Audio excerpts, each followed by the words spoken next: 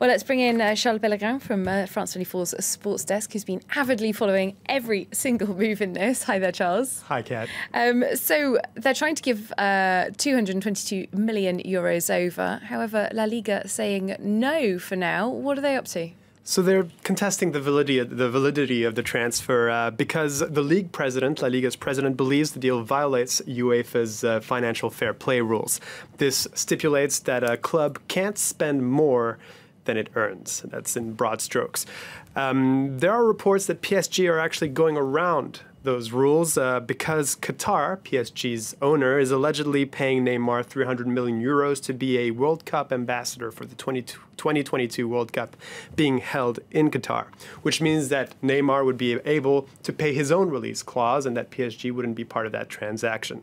Now, the hypothesis is that La Liga believe that whether it's Qatar paying or PSG paying, they are one and the same, and that this deal violates financial fair play rules.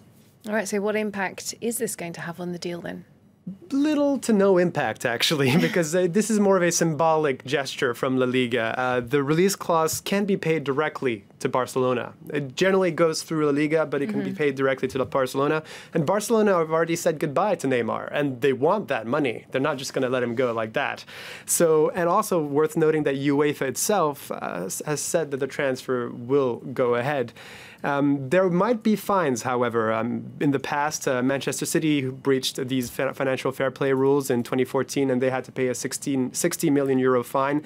And they also had restrictions on the eligibility of players who can play in the Champions League, for example. But what La Liga are doing here is basically they're making a fuss because this transfer threatens the power structure of European football as a whole. PSG are now an actual threat to Barcelona and to other major clubs because they proved that they can attract their best players. And that's really upsetting. It's funny, actually, because Europe's biggest clubs tended to rail against the financial fair play rules. And now suddenly they're using that as a shield. Very interesting indeed. Those shifting sands in European football. Thanks so much, Charles Pellegrin from France 24 Sports Desk.